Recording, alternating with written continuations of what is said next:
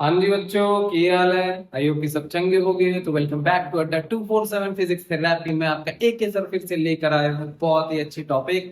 ठीक है, एग्जाम के पॉइंट ऑफ व्यू से भी बहुत ही ज्यादा इंपॉर्टेंट है बच्चों। इसे पढ़ना बहुत ही जरूरी है और एग्जाम में इसका डेरिवेशन आता है, इससे रिलेटेड न्यूमेरिकल्स आते हैं बच्चों। ठीक है, तो आज की हमारी जो टॉपिक है वो है electric field intensity at any point due to an electric dipole. ठीक है, अगर ये हमारा एक इलेक्ट्रिक डाइपोल है जहां पर ये नेगेटिव चार्ज ये पॉजिटिव चार्ज है, तो किसी भी पॉइंट पर यहाँ पर यहाँ पर यहाँ पर यहाँ पर यहाँ पर किसी भी पॉइंट पर इलेक्ट्रिक फील्ड की इंटेंसिटी अगर हमें निकालनी है तो हम क्या करेंगे उस केस में। ठीक है, यही आज का हमारा मुद्दा है बच्चों, इसी को हमें आज जानना है। तो चलिए शुरू करते हैं बच्चों। जैसा कि बच्चों में लास्ट केस में पढ़े हैं दो केस। ठीक है, एक तो एक्सियल पोजीशन पर या एंड ऑन पोजीशन पर और एक इक्वेटोरियल पोजीशन पर इलेक्ट्रिक फील्ड इंटेंसिटी कितनी होती है, दोनों फॉर्मूले हमने निकाल रखे हैं। उन दोनों फॉर्मूले की भी हमें जरूरत होगी यहाँ पर। ठीक है, उन दोनों फॉर्मूले की जरूरत होनी है बच्चों। देख लेना वो वीडियो जो मैंने बनाई रखी है पहले से। ठीक है, या पता हो नहीं है आपको, ये मैं बता दे रहा हूँ। ठीक है, तो चलिए आज की जो टॉपिक है हमारी वो ये है बच्चों कि एक इलेक्ट्रिक डाइपोल आपके सामने है, इनके बीच में डिस्टेंस 12 है और हर एक इंडिविजुअल चार्ज के बीच में जो डिस्टेंस है बच्चों ये आपकी है एल। यू नो ये एल होता है, यहां से यहां तक, यहां से यहां तक एल होता है सिंगल लेंथ की अगर हम बात करेंगे। ठीक है, तो यहां पर इस डायपोल से आर डिस्टेंस पर एक पॉइंट दिया जहां पर हमें इलेक्ट्रिक फील्ड इंटेंसिटी निकालनी। इस पॉइंट पी पर, इस पॉइंट की डिस्टेंस कितनी है, आर है। ना तो ये इन डाउन पोजीशन पर है, ना इसके एक्सिस पर है, ना इसके इक्वेटोरियल लाइन पर। एक रैंडम पॉइंट इसने सेलेक्ट कर लिया, वहीं पर हमको इलेक्ट्रिक फील्ड इंटेंसिटी निकालनी है। बशर्ते ध्यान देना है कि ये इसके ओरिजिन पॉइंट से ये जो डिस्टेंस आ रहा है उस पॉइंट ओरिजिन पॉइंट से कितना एंगल बना रहा है, ये बहुत इंपॉर्टेंट है। ठीक है, इसका इंपॉर्टेंस है बच्चों। तो चलिए कुछ चीजें हम अभी देख लेते हैं। हमारा ऑब्जेक्टिव क्या है बच्चों, इस चीज को पहले देखिएगा। Calculate the electric field E at the arbitrary point E located at distance R and the angle R from the center of the dipole। जो अभी मैंने बताया कि आर्बिट्रेरी पॉइंट ले लिया गया, उसकी डिस्टेंस R है, वो सेंटर R से थीटा सेंटर O से थीटा एंगल बना रहा है बच्चों। ठीक है, द फॉर्मुलेशन इसकी क्या होने वाली है देखते हैं। The dipole moment P is a vector directed from negative to positive. आपको ये पता है डाइपोल मोमेंट की डायरेक्शन कहां से कहां होती है, और नेगेटिव टू पॉजिटिव होती है ना, ये आप जान रहे हो। To find the field at P we must understand why P behaves related to the position vector R। हमें इसकी पोजीशन को समझना होगा, या एक तरह से कह लो इसके इस डाइपोल मोमेंट P के कंपोनेंट्स को बच्चों समझना पड़ेगा। यहाँ पर हमें कैसे समझेंगे, चलिए देख। तो बच्चों नोटिस करिए यहाँ पर कि ये जो डाइपोल मोमेंट है जिसकी डायरेक्शन माइनस से प्लस की होगी, इसमें भी मैथमेटिकल टर्म्स हैं, बहुत जरूरी है भाई। तो पिछली जो टॉपिक्स पढ़ाई उनको पढ़ना भी जरूरी है, उनको आपको पता होना चाहिए। ठीक है, ये एक डाइपोल है जिसमें डाइपोल मोमेंट की डायरेक्शन माइनस से प्लस की होगी। इसके दो कंपोनेंट बनेंगे। फिर से कंपोनेंट हमने बताया था ना क्या होता है, क्लास 11 में आप पढ़ कर आए वो। अगर ये एक वेक्टर ए है और ये एंगल थीटा पर है, ठीक है, तो इसके दो कंपोनेंट बनेंगे। जो साइड एंगल से टच में होती है वो ए cos थीटा वाला कंपोनेंट होता है, जो साइड जो बच्चों है इस cos थीटा के जस्ट परपेंडिकुलर डायरेक्शन में होती है वो साइन थीटा कंपोनेंट है।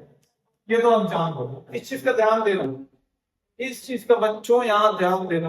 आयो ये क्लियर होगा, ये कैप था एक तरह का। ठीक है, अब देखिए डाइपोल मोमेंट की डायरेक्शन कहां से कहां है बच्चों, माइनस से प्लस की ओर है।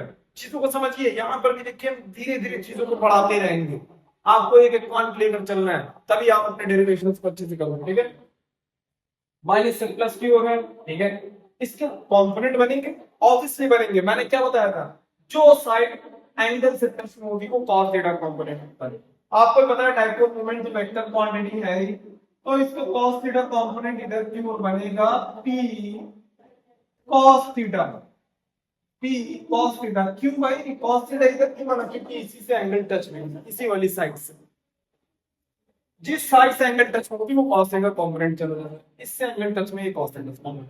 sin थीटा कंपोनेंट कहाँ है भाई? sin theta obviously sin theta इस cos थीटा की क्या होता है? हमेशा परपेंडिकुलर होता है हमेशा ना बच्चों, परपेंडिकुलर होता है मतलब P sin थीटा कंपोनेंट होगा, P sin थीटा कंपोनेंट इस cos थीटा कंपोनेंट के जस्ट परपेंडिकुलर डायरेक्शन होगा। आई होप क्लियर होगा ये आपको, बिल्कुल आपको क्लियर करना भी है, ठीक है। एक ही चीजें ध्यान से देखिए कि हम धीरे धीरे लेकिन चीजों को इसमें बढ़ाएंगे। अगर आप यहाँ तक समझ गए हो तो हम थोड़ा इसमें आगे बढ़ेंगे बच्चों और चीजों को और अच्छे से भी समझने की कोशिश करेंगे, ठीक है। उससे पहले आगे अभी हमारे और कुछ चीजें हैं जो हमें जानना है, उससे पहले हम कुछ चीजों पर और यहाँ पीछे और डिस्कस कर लेते हैं, ठीक है। अच्छा चलिए ठीक है। अब हमें यहाँ पर दो डायरेक्शन में डाइपोल मोमेंट देखने को मिल रहे, एक इधर एक इधर। अब मैं जो बताने जा रहा हूँ वो बहुत इंपॉर्टेंट है, बहुत ध्यान से सुनिएगा, ठीक है, बहुत ध्यान से सुनिएगा, बहुत ही जरूरी है। इस वाले कंपोनेंट की अगर हम बात करें P cos थीटा के, P cos थीटा के रिस्पेक्ट में P किस डायरेक्शन में आ रहा है? उसी डायरेक्शन में जिस डायरेक्शन में डाइपोल मोमेंट, जिस डायरेक्शन में डाइपोल मोमेंट है उसी डायरेक्शन में P आ रहा है। मतलब कि P cos थीटा जो है बच्चों ये P की ही डायरेक्शन में है। और ऐसा किस केस में होता था ये बताओ मुझे, बताओ।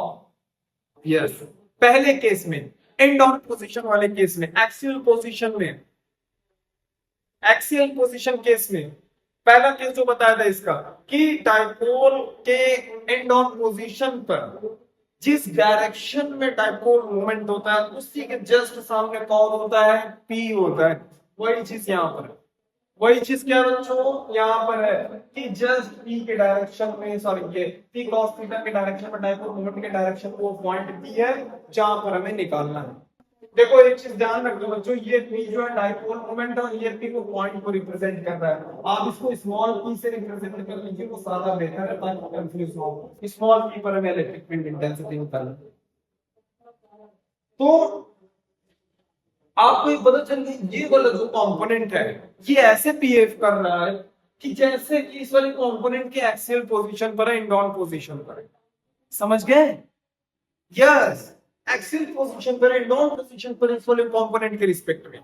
पहले केस में आपको क्या जाना था कि ये एक डाइपोल था, ये इसका माइनस चार्ज था, ये इसका प्लस चार्ज था। इंडॉन पोजीशन का मतलब यहीं पर एक पॉइंट था, इस डायरेक्शन में डाइपोल मोमेंट P था, इस वाले डायरेक्शन में इधर की ओर, और उसी के जस्ट सामने कौन था? P, जहां पर इलेक्ट्रिक फील्ड इंटेंसिटी निकालनी होती थी। और इलेक्ट्रिक फील्ड कहां लगा था? सब पढ़ाया मैंने आपको, इस तरफ लगा। मतलब एक्सियल पोजीशन के हिसाब से इलेक्ट्रिक फील्ड की डायरेक्शन करते, मतलब कि इस वाले कंपोनेंट के हिसाब से इस पर इलेक्ट्रिक फील्ड की डायरेक्शन बच्चों इधर लगेगी। इस वाले कंपोनेंट के हिसाब से इस वाले P cos थीटा वाले, क्योंकि P cos थीटा के जस्ट सामने वो पॉइंट, मतलब एक्सियल पोजीशन पर इस कंपोनेंट के। और एक्सियल पोजीशन पर आप पढ़े हो कि एक्सियल पोजीशन पर होता है, तो आप पढ़े हो इस चीज को कि एक्सियल पोजीशन पर अगर होता है तो उसी डायरेक्शन में इलेक्ट्रिक फील्ड लगता है जिस डायरेक्शन में डाइपोल होता है। ये कंपोनेंट एक्सियल पोजीशन की तरह बिहेव कर रहा है स्मॉल p के लिए, स्मॉल p के लिए, तो उसी के जस्ट सामने की ओर इलेक्ट्रिक फील्ड का डायरेक्शन। ठीक है बच्चों, यहां तक क्लियर है? अब देखिए दूसरे वाले कंपोनेंट की बात करें, दूसरे वाले कंपोनेंट P sin थीटा की बात करें, तो दूसरे वाले कंपोनेंट से वो जो स्मॉल p है वो इक्वेटोरियल पोजीशन पर है। यस, आपने इक्वेटोरियल पोजीशन पर क्या जाना, चलिए उसी भी देख लेते हैं। ये आपका नेगेटिव चार्ज होता है डाइपोल का, ये आपका डाइपोल का पॉजिटिव चार्ज था बच्चों, और ये था आपका इक्वेटोरियल पोजीशन। यही इक्वेटोरियल पोजीशन था ना, यहां पर आपका P निकला था, तो आपने इस केस में क्या जाना था? इस केस में इस पॉइंट पर इधर की ओर रिजल्टेंट इलेक्ट्रिक फील्ड डायरेक्शन लगा था। देख लीजिए मतलब डाइपोल मोमेंट की डायरेक्शन अगर इधर है तो इक्वेटोरियल वाले केस में हमने जाना था कि रिजल्टेंट इलेक्ट्रिक फील्ड इधर की ओर लगेगा, डाइपोल मोमेंट इधर की ओर लगेगा, और इस केस में 90 डिग्री का एंगल होता है इक्वेटोरियल पोजीशन में। इक्वेटोरियल पोजीशन का केस भी आप पढ़े हो, ठीक है। तो इस वाले कंपोनेंट को अगर देखें बच्चों, पी साइन थीटा को पी साइन थीटा के हिसाब से अगर आप नोटिस करिए तो पी साइन थीटा के हिसाब से जो स्मॉल पी है इक्वेटोरियल पोजीशन पर आ रहा है, इक्वेटोरियल पोजीशन पर आ रहा है बच्चों, ये ओरिजिन ही है, इक्वेटोरियल पोजीशन पर आ रहा है, 90 डिग्री एंगल है, इक्वेटोरियल पोजीशन पर पॉइंट 90 डिग्री एंगल पर होता है, इक्वेटोरियल पोजीशन पर पॉइंट 90 डिग्री एंगल पर है। तो इस केस में आपने जाना था सेकंड केस में, तो पहला केस था, ये सेकंड केस आपने जाना था बच्चों, है कि नहीं? तो सेकंड केस में आपने जाना था डाइपोल मोमेंट इधर, तो आपका नेट इलेक्ट्रिक फील्ड इधर होगा। वही चीज यहाँ पर ये डाइपोल मोमेंट इधर, तो उसी के पैरेलल अपोजिट डायरेक्शन में इलेक्ट्रिक फील्ड इधर होगा। आपने जान लिया कि दूसरे वाले कंपोनेंट पी साइन थीटा की वजह से इलेक्ट्रिक फील्ड की डायरेक्शन इधर होगी। बहुत जरूरी है बच्चों, पिछली टॉपिक्स को मैं रिलेट कर रहा हूं, इसका मतलब पिछली टॉपिक्स आपको आना चाहिए, आपको आना है, अदरवाइज प्रॉब्लम्स है फिर आपके लिए। फिजिक्स एक ऐसा सब्जेक्ट है जिसमें चेन बनती है, चेन, कड़ियां जुड़ती हैं एक से एक, अगर उन चेन्स को अगर कहीं से भी अगर कमजोर करोगे तो पूरी ये कड़ी, कोई भी कड़ी को कमजोर करोगे तो पूरी चेन टूट जाएगा। चीजें रिलेट करती हैं, देखो इसी में क्या है, पिछले टॉपिक्स को रिलेट कर दिया मैंने, और होगा आने वाले टॉपिक्स में, ये होना ही होना है बच्चों, ठीक है। तो यहां तक हम समझ गए हैं कि भाई इस पॉइंट पर दो डायरेक्शन में इलेक्ट्रिक फील्ड लगेगा, एक इस वाले कंपोनेंट की वजह से E1 डायरेक्शन में, और इस वाले कंपोनेंट से E2 डायरेक्शन में। कैसे लगेगा मैंने केस 1 और केस 2 को रिलेट करके आपको बताया बच्चों। डाउट हो पीछे कर लो, वीडियो फिर से एक बार देखो, बिल्कुल समझ आएगा, कोई प्रॉब्लम नहीं होने वाली, ठीक है। बस फ्रेश होकर कैसे से देखिए, अगर आप यहां तक समझ गए बच्चों तो हम थोड़ा इसमें आगे बढ़ते, ठीक है। कंपोनेंट की बात करें अगर हम, तो हमने बताया था भाई इसमें कंपोनेंट क्या क्या थे, एक्सियल एनालॉग की अगर हम बात करें तो dipole component along RSP cos theta, this creates the onward electric field E1। आपने देखा ना, आपने देखा ना कि P cos theta E1 direction में इलेक्ट्रिक फील्ड लगा रहा है, उसी डायरेक्शन में, ऑनवर्ड डायरेक्शन में, जिस डायरेक्शन में ये है, ठीक है। तो इस केस में आप जानते हो ना कितना फील्ड का वो इंटेंसिटी होता है, आप जानते हो ना बच्चों कितना होगा, यही होगा। आपने क्या बोला था पहले केस का, अच्छा मुझे फॉर्मूला, पहले केस का जो केस फर्स्ट मैंने पढ़ा था इक्वेटोरियल पोजीशन के केस में, एंड डाउन पोजीशन के केस में, वो क्या फॉर्मूला था, E is equal to 1/4 pi epsilon naught और 2p upon r cube, यही पढ़े थे ना।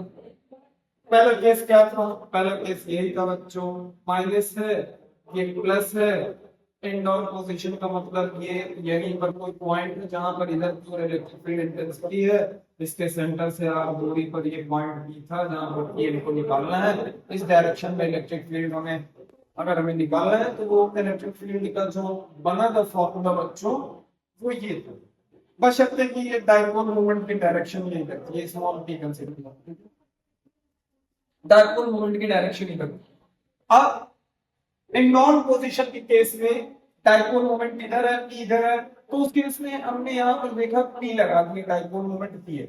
लेकिन इस वाले केस में बच्चों, इस वाले केस में डायपोल मोमेंट की डायरेक्शन इधर है और इधर एक पॉइंट स्मॉल p है जहां पर हमें P निकालना है। लेकिन ये डायपोल मोमेंट टोटल क्या है, सिर्फ P नहीं है, सिर्फ P नहीं है, P cos थीटा है। इसीलिए यहाँ पर क्या लिया हुआ overall dipole, sorry electric field लिया गया है, उसमें जो डायपोल की जगह रखा गया है, डायपोल मोमेंट की जगह टोटल लिया गया है P cos थीटा, क्योंकि इस केस में जो डायपोल मोमेंट था वो सिर्फ P नहीं है, P cos थीटा। ठीक है बच्चों, ओके आगे आते हैं। तो आई होप क्लियर हो गया होगा पहला वाला इलेक्ट्रिक फील्ड जो इनडाउन पोजीशन के रिस्पेक्ट में जो इलेक्ट्रिक फील्ड बन रही है वो इतना है, ठीक है। इसी तरह दूसरे वाले पर आते हैं कंपोनेंट टू। कंपोनेंट टू की अगर हम बात करें, इक्वेटोरियल एनालॉग की अगर हम बात करें, इक्वेटोरियल वाले कंपोनेंट की अगर बात करें, तो इक्वेटोरियल वाला कंपोनेंट हमारा पी साइन थीटा है। सिर्फ पी नहीं है, पी साइन थीटा है हमारा। टोटल डाइपोल मोमेंट क्या है? पी साइन थीटा, ना कि सिर्फ पी, समझे? वही हमें यहां ध्यान देने हैं। तो सॉरी, उसी चीज को हमें ध्यान देना बच्चों कि यहां पर देखिए डाइपोल कंपोनेंट परपेंडिकुलर और इस पी साइन थीटा। ये देखो ध्यान दो, जो टोटल डाइपोल वो कंपोनेंट है जिससे कि हमारा ये पी आर डिस्टेंस पर है आपके इक्वेटोरियल पोजीशन के हिसाब से, इक्वेटोरियल पोजीशन पर वो total dipole moment P sine theta है, ठीक है। This creates a perpendicular field. और आपने देखा कि बच्चों इस वाले कंपोनेंट की साइन थीटा की वजह से इधर की ओर जो इलेक्ट्रिक फील्ड जनरेट हो रहा था इस वाले कंपोनेंट की वजह से, पी साइन थीटा की वजह से।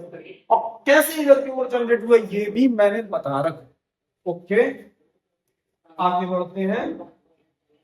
तो अब आपने जाना है बच्चों कि इक्वेटोरियल के केस में इलेक्ट्रिक फील्ड का क्या फॉर्मूला था, ये आपने जाना है ना। इक्वेटोरियल के केस में ये जो केस 2 हमने आपको पढ़ाया था बच्चों, केस 2 जो पढ़ाया था उसमें इलेक्ट्रिक फील्ड इंटेंसिटी का क्या फाइनल फॉर्मूला था, जरा बताओ। 1/4πε0 P/r³ था ना, है क्यों? ये अगर आपका -4 था, ये +4 था, ठीक है। ये आपका P था, इस पॉइंट में जहां पर निकालना, ये डाइपोल मोमेंट की डायरेक्शन इधर की ओर है, तो रिजल्टेंट इलेक्ट्रिक फील्ड इधर था। ये रिलेटेड फिगर हमने बनाया था केस में, है नहीं? उस केस में देखिए आपका ये इलेक्ट्रिक फील्ड का फॉर्मूला आ रहा है ना।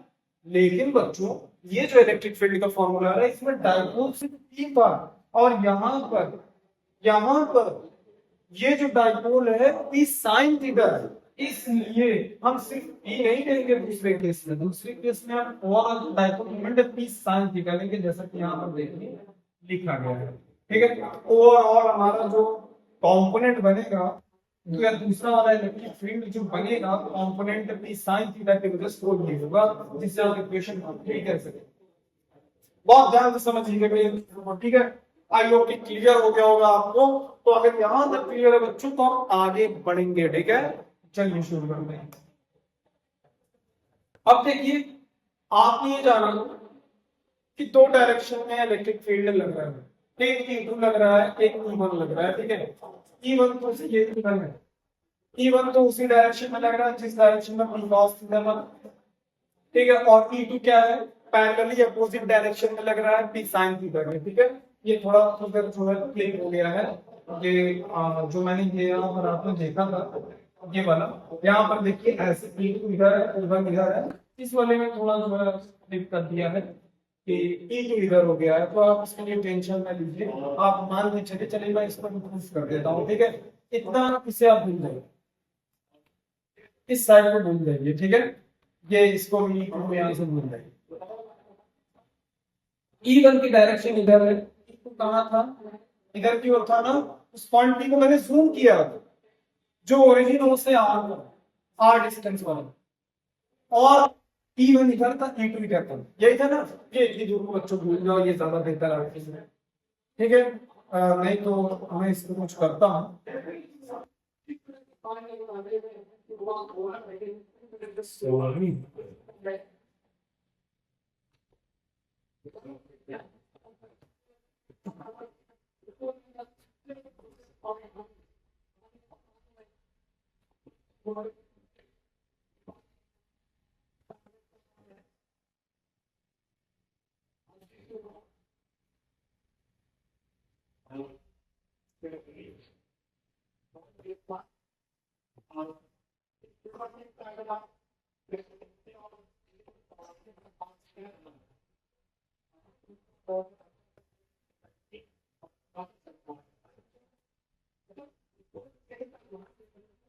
ध्यान देना बच्चों, मैं ये हटा रहा हूं ताकि आप कंफ्यूज ना हो, ठीक है। इधर एकदम भूल जाओ उपस्थापी, ओके, एकदम भूल जाओ इधर उपस्थापी नहीं है, कुछ नहीं है इस साइड, कुछ नहीं है। मैं फिर से कंपोनेंट को ड्रॉ कर रहा हूँ, ओके। ओके चलिए देखते हैं। अब देखिए बच्चों, E1 इधर था, E2 इधर था, यही चीज ना। फिर से मैं दिखा रहा हूँ, ये बस इसको मैंने जूम किया, इसको उड़ाकर मैं इधर लाकर कर रहा हूँ काम फिर से, ठीक है। ये क्या, तो अब देखिए E1 इधर की हो रहा है, E2 इधर की हो रहा है, तो इसके दो जो कंपोनेंट बन रहे हैं, इसके दो जो कंपोनेंट बन रहे हैं इधर, ये इसके रिजल्टेंट कहाँ होगा, कम से एकदम बीचों बीच होता है ना रिजल्टेंट, बीचों बीच में। भाई दो वेक्टर है, एक इधर, इनका रिजल्टेंट बीचों बीच में होगा, बिल्कुल होगा भाई। इन दोनों के बीच में कितना एंगल है, 90 डिग्री का एंगल है, इनका रिजल्टेंट इधर है। फाइनल जो इलेक्ट्रिक फील्ड इंटेंसिटी वो क्या हो जाएगी बच्चों, ये कितना होगा, ये अगर देखा जाए ना तो यहाँ देखो वेक्टर लॉ के हिसाब से ये completely resultant electric field under root में E1 square plus E2 square, again from class 11। दो वेक्टर है, एक इधर है A और एक वेक्टर इधर है B, तो इनके बीच का रिजल्टेंट वेक्टर कितना होगा, रिजल्टेंट मान लो Z, तो Z होगा कितना, Z होगा बच्चों अंडर रूट में A का मैग्नीट्यूड स्क्वायर प्लस B का मैग्नीट्यूड स्क्वायर। अगर सिर्फ मैग्नीट्यूड की बात करें तो के लिए, ये तब के लिए है, ये कहां से था भाई, ये क्लास 11 से था, वेक्टर एनालिसिस। वही चीज मैंने यहाँ पर अप्लाई कर दी, तो नेट इलेक्ट्रिक फील्ड ये जो है, ये इसके मैग्नीट्यूड का square inside the square root, तो ये रिजल्टेंट इलेक्ट्रिक फील्ड इंटेंसिटी है हमारी। इसे इक्वेशन थर्ड कहिए, इक्वेशन फर्स्ट एंड सेकंड आपने यहाँ पर देखा था पिछले वाले में, ये फर्स्ट है ये सेकंड है, इसी को उठा कर हमें रखना है, ठीक है। यही इक्वेशन थर्ड में याद रखिएगा, फर्स्ट और सेकंड इक्वेशन, इक्वेशन थर्ड में हमें पुट करना है बच्चों, ओके। तो ये बच्चों हमारा इक्वेशन थर्ड है, चलिए हम पुट करते हैं, हमें क्या करना था आइए देखते हैं। ये पुट करने के बाद डायरेक्ट देखिए इतना, पुट करने के बाद यहाँ पर देखिए सॉल्व होना इतना इतना है, हालांकि इससे पहले हम चीजों को और भी समझेंगे ताकि आपको प्रॉब्लम ना हो। याद रखिए इक्वेशन थर्ड है भाई, इक्वेशन थर्ड है, इसमें पुट करने के बाद यहाँ तक पहुंचेंगे, तो पहले चलिए हम इसको और सही कर देते हैं और इसको सिंप्लीफाई कर लेते हैं, ठीक है।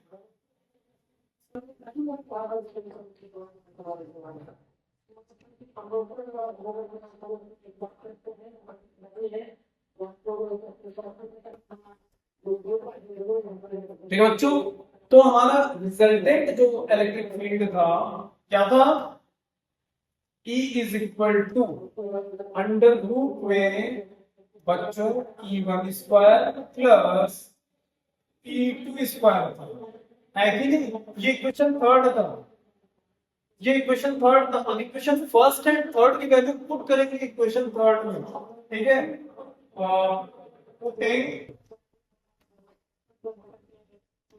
First and second in third, ये थर्ड, फर्स्ट और सेकंड को थर्ड में अगर रख दो तो क्या हो जाएगा, चलिए देखते हैं भाई। E इज इक्वल टू, ये बड़ा सा रूट लगा दो, वैल्यूज पुट होने जा रही है। E1 की क्या वैल्यू थी, E1 की वैल्यू आपको बताइए क्या थी, 1/4 पाई एप्सिलॉन नॉट, क्या थी भाई E1 की value 2p cos theta on r cube, इसका स्क्वायर। इक्वेशन 3 में देखिए मैं पुट कर रहा हूँ, इक्वेशन 3 थी, इक्वेशन 3 में पुट कर रहा हूँ इक्वेशन 1 की वैल्यू प्लस इक्वेशन सेकंड की वैल्यू में पुट करना है, क्योंकि E2 रखना है हमें, E2 की जगह क्या था 1/4 pi epsilon not, sorry p है बस, ओके बच्चों।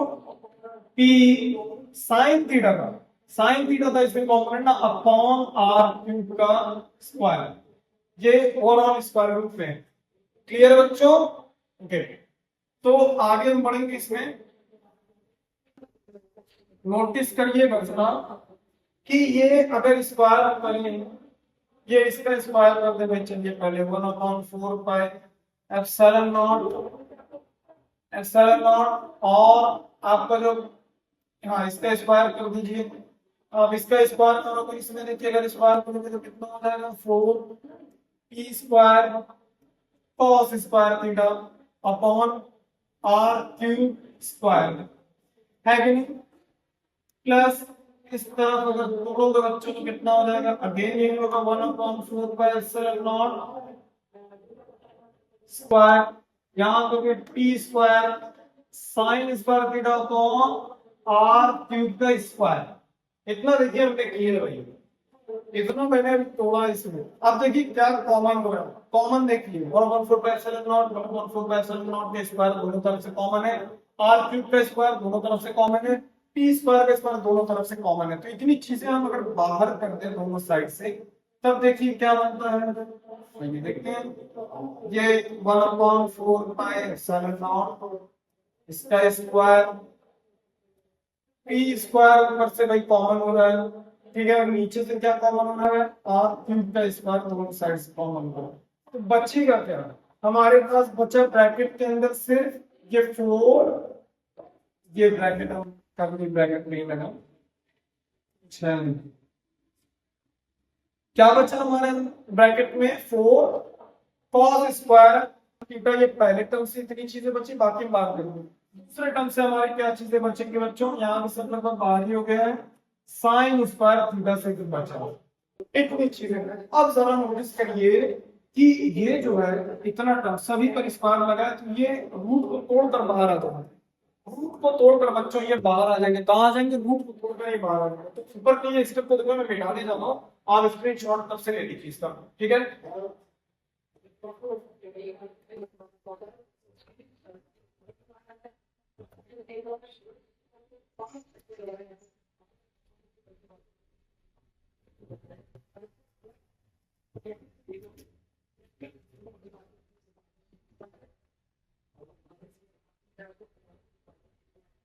तो बच्चों ये ब्रैकेट के बाहर आ जाएगा, E is equal to bracket के बाहर आ जाएगा आपका 1/4 और क्या बाहर आ जाएगा, क्योंकि इस पे स्क्वायर लगा था, स्क्वायर अगर रूट के बाहर आ रहा है स्क्वायर रूट के तो उसका स्क्वायर हो गया, ठीक है। p का स्क्वायर था, p भी हट जाएगा, और r³ का स्क्वायर था तो r³ का स्क्वायर हट जाएगा, लेकिन पावर 3 रहेगा, ठीक है। अब ये जो स्क्वायर होता है इसके अंदर क्या क्या चीजें बची, इसके अंदर बचा है अभी 4 cos स्क्वायर थीटा। कैसे हो गया भाई, पहले थोड़ा गड़बड़ चल रही है, ठीक है। क्या होगा बच्चों, क्या बचा हमारा 4 cos square theta plus sin square theta, ये इतनी चीजें बची हुई है हमारी ब्रैकेट में। अब आप जानते हो कि sin square theta plus cos square theta is equal to 1 होता है कि नहीं। तो sin square theta is equal to 1 minus cos square theta कर सकते हो ना, बिल्कुल कर सकते हो। तो sin स्क्वायर थीटा की जगह वही लिखने जा रहा है, ठीक है। आगे बढ़ेंगे 1/4 p अपॉन r³, ये ब्रैकेट में cos square theta plus 1 minus cos square theta, sorry ये 4 था ना बच्चों, आगे 4 है, ये ध्यान से देखिए 4 cos square theta minus 1 cos square theta, कितना हो जाना है 3 cos स्क्वायर थीटा बस बचना है, ओके। कितना बचना है 3 cos स्क्वायर बस बचना है, 3 cos स्क्वायर थीटा प्लस 1 करके बस ये बचना। तो ये इलेक्ट्रिक फील्ड इंटेंसिटी का फाइनल फॉर्मूला होता है आपका बच्चों, ओके। आई होप क्लियर हो गया होगा। कोई भी डाउट बच्चों उन्हें आप क्वेश्चन सॉरी कमेंट सेक्शंस में आप पूछ सकते हैं, कोई भी अगर आपका क्वेश्चन है, ठीक है। आप इसका स्क्रीनशॉट ले लीजिए।